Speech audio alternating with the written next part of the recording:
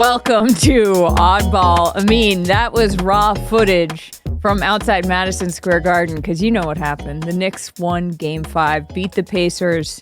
They're one game away from the Eastern Conference Finals, and fans are losing their collective minds. Yeah, this video is courtesy of my friend Rosie Rodriguez at It's Rosie on Instagram. Make sure Amazing stuff. Yeah. No, this is maximum unhinged, right? Like, this is it. We've reached the promised land of the only thing that's going to trump this. Even winning in the conference finals will not trump this moment now, because this is the moment of realization.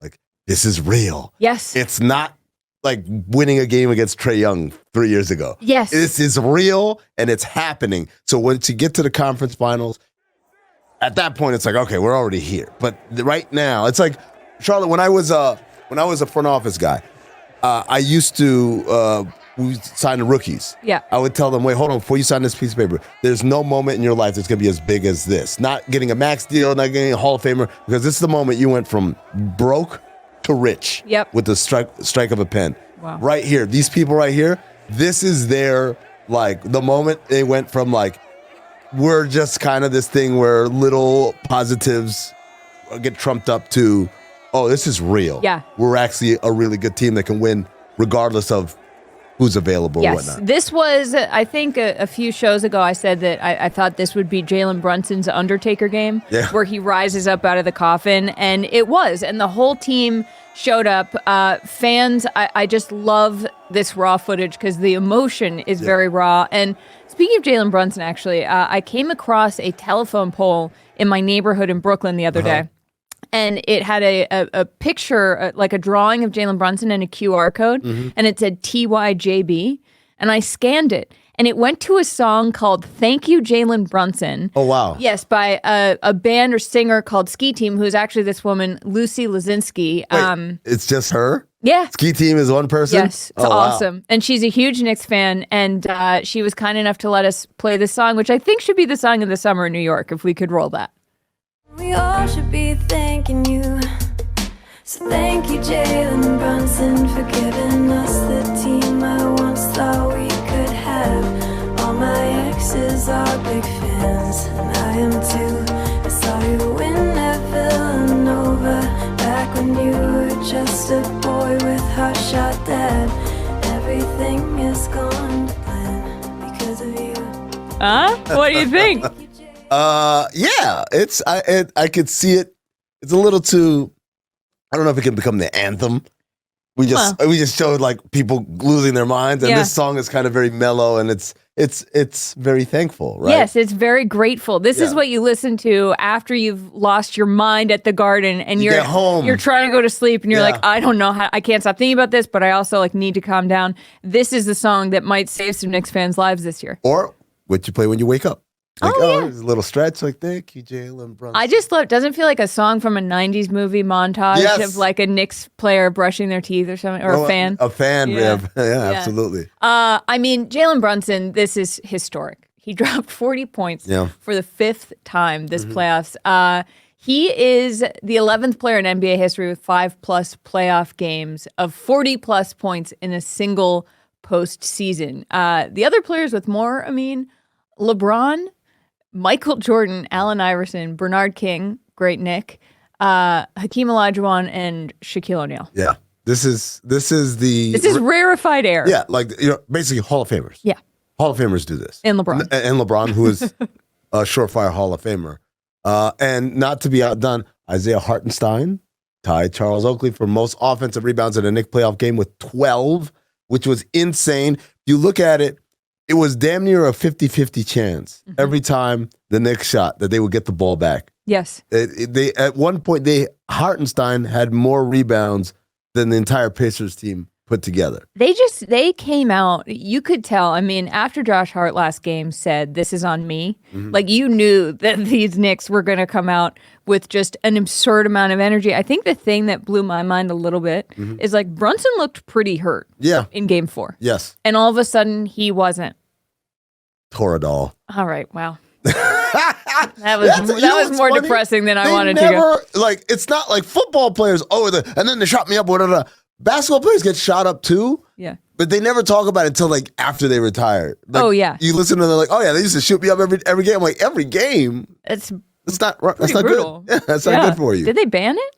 Toradol? Yeah. Is it banned? I think it might be now. Okay. Well, All maybe right. it's something else. Anyway, another thing that I thought, speaking of the history of this, something that is also giving this context for like, this hasn't happened in a generation. And you have John Starks and Stephon Marbury and Patrick Ewing, all these greats are there at every game. John Starks looks like a dad at an AAU tournament Yes. still. He does. He like grabbed TJ McConnell at one point. I think they must be buddies because TJ was TJ sort of laughed, laughing. yeah. But I was like, he's on the court. Yeah. No, he's every game. Every game. Look, I love John Starks. He was one of my favorite players growing up. But John, where's my camera? Little look at me, Louie. Relax. Relax. Like, really? I feel like this is just raw emotion to me. I feel like he can't contain himself. Well, where was he the last 25 years? How That's a about good that? question. All right, you know, like they've been. This is different. Yeah, This is a moment. This is different. It's real. It's real and it's spectacular. The Pacers turned the ball over on 18% of their possessions. That means once every 5 times on the floor, they were just giving it back, right? And as I said, the Knicks, the offensive rebounding, it was, I believe, 45% of every Knick miss was rebounded by the Knicks. It's crazy. That's not like these are numbers that are untenable, which is why when you listen to Coach Carlisle after the game, he's like, look, we got our ass kicked. And it wasn't like he made it clear. It's not about officiating. It's not about altercations, whatever. We did not bring the requisite energy right to get this job done. So I know predictions are impossible. Like, what happens now? Can the Knicks? Can they keep this energy up? Can they do this again? Well, I mean, obviously, they got to do it on the road. They got to do it on the road. And again, like they got contributions from Alec Burks. Miles McBride was great as a starter. As a starter, right? Yeah. That was big because they spread the floor. One would think, oh, they went small. Indiana should have an advantage. Instead, the Knicks had the massive advantage on the glass and in the paint, points in the paint. It was like they were the bigger team. Yeah. And that speaks to the energy. Look, I don't think young teams adjust very well because they just haven't seen it before. Indiana obviously is a young team. But I wonder if playing at home in front of their fans with that crowd, will that give them the kind of confidence to make this a 7-game series? It's just crazy. I mean, and the rivalry is like so real again. You had Hartenstein getting into a fight with, who was it, Jackson? It's Jackson. My favorite part was he shoved Jackson in the face. Like, what happened to Jackson? No, Burks shoved him in the neck. No, he didn't. It was like everyone kept saying that. I'm saying, guys, Hartenstein has a sleeve. The hand that does that has a sleeve. Why does everyone keep saying Burks? Also, final incontrovertible proof that Isaiah Hartenstein is in fact black, because everyone saw a black man's hand slap that dude, and that's that was Alec Burks. Like, no, the other black man's hand. No, the other black guy, Isaiah Hartenstein. His dad is black. People don't know that. That is black man. He's all right. This could be a huge weekend in New York and Indiana. Which is crazy because Caitlin Clark had her debut. The WNBA season kicked off. The Indiana, kind of harder word to say than you would think, faced the Connecticut Sun last night. Yes, they did. And the Connecticut Sun were like, oh, you thought? They whooped that ass. They did. Last night was a night of 1,000 ass whoopings for the state of Indiana. Yes, exactly. And if there is a Game 7, that would be Sunday at the Garden for the Knicks and the Pacers. Caitlin Clark and the Fever face the Liberty, another very good team. We're in the finals in Brooklyn. How about that? So big weekend for these matchups. But I do want to talk about Caitlin's debut. Yeah. Because here were her stats. She had 20 points. She led the team in scoring. Okay, she had 3 assists. She had 10 turnovers, which wasn't great. She could have played for the Pacers. Honestly, she might have helped them a little bit. Tyrese didn't do much. But this is what's interesting to me about this. I mean, is that you have all these people who I've seen on social media say, well, like Clark's a bust. Don't let her lead the team. Like use her like Reggie Miller as just a shooter. And it's like, whoa. Okay, first of all, like, this is a sample size of 1 game, and she just went from a national championship to the draft to preseason to playing. You know what Tom Thibodeau would say about what you just said there? What? Excuses. Okay, fair. suit up. You know what Diana Taurasi did say about What'd this? she say? She said the reality is coming. Yeah. It's a reality. And people were like, she's a hater. Like, they should be welcoming her into the league. Diana Taurasi never said she's not going to succeed. She Right. said she'll adjust. Yes. But, like, it is going to be a moment. It's going to take a second. It's like Game of Thrones. They kept saying, winter is coming, winter is coming, winter is coming. And then one day it was like, winter's here. And that's what this is. It's a little cold. It is chilly. Look, man, these are grown-ass women. Like, they've been doing this for a long time. They played, and they play at a high level. And they don't appreciate, like, people telling them, oh, this kid is going to come in here and kick all your asses immediately. Yes. And the other thing that was happening, I saw this, the Sun were up big, and they kept like picking her up full court and harassing her. And you know what it reminded me of? It reminded me of Lonzo Ball, who was another person who came in with so much hype, and everyone's like, "Oh, this guy's." Well, in that case, it was his dad saying, "Oh, this guy, the Warriors would be better if they had Lonzo Ball instead of Steph Curry." That was something that LeVar Ball said. I forgot and so he what said that. ended up happening was that every game, Lonzo Ball got like this incredible defensive pressure because people just wanted to shut his dad up. Yeah. Let him know, hey, it's not that easy. Also, we do have to shout out, speaking of defense, Dejounte Carrington on the Sun, who guarded Clark, really shut her down. And perhaps more important than all of this, the Las Vegas Aces, the 2023 WNBA champs, got their rings last night. A lot of them showed up wearing their other rings. Yeah. Shout out to Sydney Colson. Shout out Sid. Yeah. So, you know, the WNBA, I'm excited. I can't wait. We're going to be talking about it here on Oddball. In the meantime, what do you want to do in the meantime? In the meantime, I'm trying to figure that out because we've got to talk about Denver. Ladies and gentlemen, Filibuster, the movie starring Charlotte Wilder. Oh, she just short-circuited in real time, folks. You just got a glimpse into the machinery. Those wires are crossed. After the break, stick around because we are going to rank playoff teams by how much fun they are and talk about Nikola Jokic, the unbeatable. Unstoppable.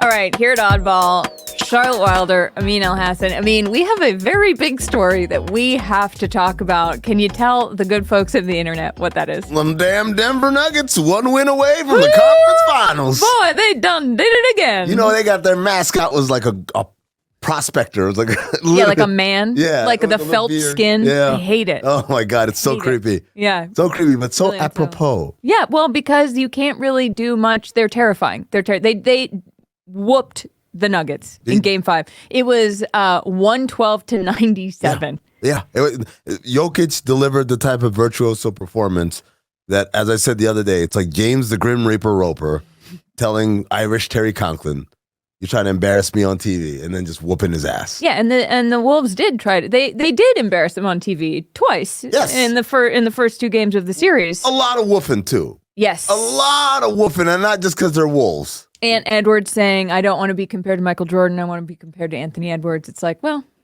you didn't win the series yet. Yeah, well. And now it's looking like you might not. So this is the interesting thing for me, watching Game 5, was seeing Rudy Gobert, who is a very polarizing figure, right? Like half the population says, oh, how good of a defensive player can he be if he always gets played off the floor in the playoffs and this dude is, he's one-dimensional and yada, yada, yada, is overrated as a defender. And then the other half is like, no, it's not true. It's because his teammates were bad. He didn't get played off. It was whatever. And, that hasn't happened to him in Minnesota, whatever. And it felt like after Game 5, those two groups were united like, yeah, man, Jesus couldn't have stopped that dude. Look at this video right here. You mean to tell me you think that there's a soul on earth who, as soon as we play this video, you'll see that could stop this man?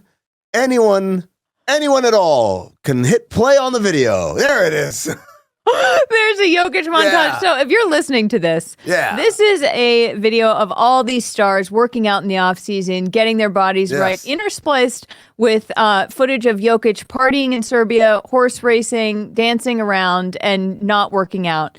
And it is wild that this is the man who embarrasses other grown men repeatedly. Because, I mean, I watched Game 5, and I was like, oh, so how does anybody stop this? Imagining, say the Celtics face him in the finals. The last part of the video is him falling off a boat into the water.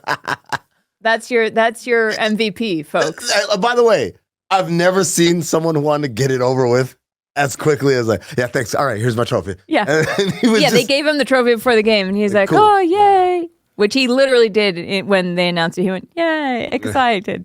He's, look, I meant what I said about Rudy Gobert. Mm-hmm. There's no one can blame him. No one can say, because nobody could have, the stuff that he was doing, he had that one dream shake move on the right block where he goes left, right, and then just floats it up off the glass. He had the other one where he came with the left hand coming down the other side of the floor. It was just any way he wants to do it. And I cannot stress this enough. And maybe this ties into the conversation about Caitlin Clark, right? When you're a great player, they might figure you out for a little bit, but if they keep doing the same thing, the great player figures you out back. Yes. And then it goes somewhere else. Jalen Brunson, another thing, right? Indiana, for 2 games in Indiana, seemed to have the antidote for Jalen Brunson. And a little help with his foot hurting. But in game 5, it's like, oh, that's what you want to do? Okay, then I'm just going to do this. Yes. Right? There's a chess match that's happening throughout all these games. And the problem is, when you're dealing with Jokic, you're dealing with a chess player who's also 7 feet tall. Massive. Right? It's not like Brunson at some point you can physically overcome or whatever. This dude is like, what are you going to do? And he says, what are you going to do, while doing things that a 7-foot-tall guy who sort of lumbers down the court does not look like he should do. And I still think there's a piece of that catches guys by surprise. He moves in ways where you can see them be like, there's no way he's going to do that, even though he has been doing that for so long. And I think, Amin, that what I've loved so much about these playoffs is watching the creativity. Tom Ziller, in his amazing newsletter, Good Morning It's Basketball, wrote about this being Jokic's piece de resistance, about game 5, where the creativity that he showed to get around anything they throwed at him, Yeah, that's the word now. anything they throwed at him, was just a beautiful thing to watch. Look, the man who built the Denver Nuggets, Tim Connolly, he left before they won the championship. He went to Minnesota and he built the anti-Nugget. The GM? Right? Yes. Tim Connolly, the chief basketball decision maker for now the Minnesota Timberwolves. And he built the Wolves to be the anti-Nuggets. He built basically Bizarro Superman over here. If they can't, and they were the number 1 defense in the league, right? By far. Yes. If they can't stop this guy, and they have the personnel and the execution and the coaching and all that, if they can't stop him, who's left? You think either Dallas or OKC has someone that can match up with that? You think the Celtics or the Knicks? This is it. This is the Alamo. This is it. And last year in the finals, when the Heat and the Celtics were battling it out, I kept feeling like whoever does make it there, the Denver Nuggets were this buzzsaw, just waiting for them. Yep. And it feels like that again. Yes. And I feel like they are getting hot in the playoffs at the right moment too. They have figured out some stuff. Jamal Murray stopped throwing ice packs or whatever it was he was doing. Yep. Yeah. Hopefully, don't do that again, Jamal. And they're on a heater. Yeah. So I'm going to just say this real quick. The Athletic is reporting that the Pistons have interest in getting Tim Connolly. So it's like, would he build the anti? Like, how many versions can he keep building? And how many years is it going to take him in Detroit to do that? Can we play a little game? Yeah, because the Detroit thing has really brought me down. It's too depressing. Yeah, this is the playoffs. We're celebrating excellence. Jokic and the Nuggets are not even the most watchable part of this season, perhaps, depending on how we rank these. Because we're going to rank these teams, playoff teams, by how much fun they are to watch. Yeah, man. And the tiers that we have are, the bottom tier at 5 is I'd rather watch the eclipse without glasses. Tier 4 is I'd rather watch Netflix while checking the score. Okay. Tier 3 is watching with the TV on mute, but you're scrolling on your phone. Tier 2 is at home yelling at the TV and scaring your neighbors. And then the first tier, the top tier, is drunk and shirtless outside Madison Square Garden, a TV. Yeah. So we each have a separate list here. Yes. But we have to agree on our final oddball list. Yes. So let's start at the bottom. Let's start at, what do you have at 5? Oh, this one's easy. It's the Cavs. I can't. I mean, look, I watch them because that's my job. I can't sit here and say it's been fun watching them. No. It's not fun watching two guys take turns. Like, hey, now it's my turn to shoot. Now it's your turn to shoot. And then sometimes it's just Donovan Mitchell's turn to shoot. Well, that's funny, I mean, because mine has to do with the Cavs. It's not the Cavs. It's just the Celtics in game 2s. It's just Celtics in round 1 playing the Heat. It's the Celtics playing the Cavs. The only thing worse than watching a Cavs game is watching the Celtics get blown out by that Cavs team. Yeah, that's... So what are we going to do? We're going to leave them both up there? Do we have the consensus now? Let's just go through the rest of the list and we'll go there. What do you have it for? At 4, I got to consult my phone here. 4. Oh, this is easy because injuries just kind of made them not fun. They were a fun team in regular season, and then, they're missing their big star, Zion Williamson. It's the Pelicans. They got swept, and it just, I didn't feel good watching OKC just beat them up. It's like, all right, man, it's dead. Just let them go. Yeah, it's over. Yeah. It's over. That's funny because I have another team at 4 that got swept, the Suns. Oh, yeah. That because wasn't the funny Wolves just mopped the floor with them. And it's sad because you have Durant, you have Bradley Beal, you have Devin Booker, these generational players who it just did not work. I want to be clear for everybody that we're not saying like these are the best or worst teams, but we're just saying the games were boring. Yes. Right?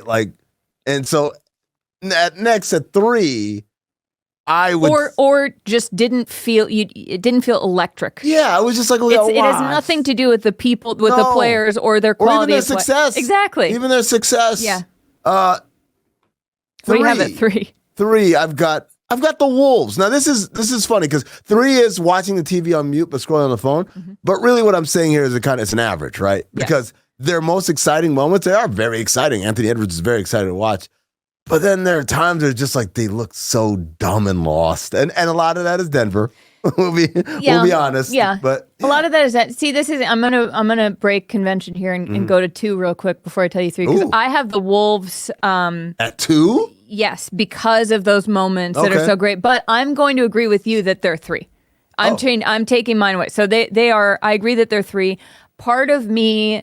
I think that I've been so broken this year as a Celtics fan in the playoffs because the games are either blowouts or in those game 2s, as I said, they're getting blown out. And I think I'm still dealing with some trauma from last year that I sort of feel like the Celtics have been a 3 for me in terms of my emotional. And everybody's getting mad at people from Boston. Can I say something? Yep. People from Boston are getting mad at me on the internet for being like, you're not a real fan. I am a real fan. I'm just being honest about it. A realist.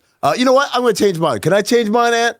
Is that a thumbs up? Yes, I can. Change mine to Celtics. Yeah. Get the Wolves out of here. Okay. The Wolves were fun. I think like this is a little recency bias. I think so too. Of just being embarrassed the way they've been because they're fun to watch. Yeah. It's the Celtics. It's the Celtics. Celtics, even when they win, it's boring. These have been boring games from the Celtics. I know. God. Well, they're boring. I said it. If they keep being boring and winning, I'll be okay with it. Yeah. Sort of. I mean, it is fun when it's exciting. Anyway, at 2, I'm gonna put the Thunder. The Thunder have you yelling at your TV? Because I love Shai Gilgeous-Alexander so much. He does things that it's like a graceful Jokic, except smaller and slimmer. Yeah. And not really like Jokic at all, but it's really fun. Dude, number 2 for me is the Nuggets. Oh, really? Yes. I have them. So Jamal Murray 2 game winners, including the one where Anthony Davis falls into their bench while they're celebrating. Well, that's... You got the Jokic virtuoso performance in Game 5. You got the Game 4 where they won the series in the last 20 seconds of the first half. That's why I have the Nuggets tied with the Knicks for number 1. Really? Oh, okay. Yes, I don't know if we're allowed to do that, but this is our show. I guess it might be harder on the graphic guy who's scrolling up and like, wait. Who do you have at 1? Oh, it's outside of Madison Square Garden. The Knicks, every game they played has been fun. Like, it's the only team in the playoffs that every game I watch of them, even last night, they won by 1,000,000 points. Or not last night, whatever night it was. So, whatever night it was, right? Time is a social construct. It is. Even in that game, it gives me 90s playoff energy vibes. Yes. Like where everything counts, everything matters. It was Goosebumps City. I can't wait. Just keep it going, Knicks. We want to keep watching you.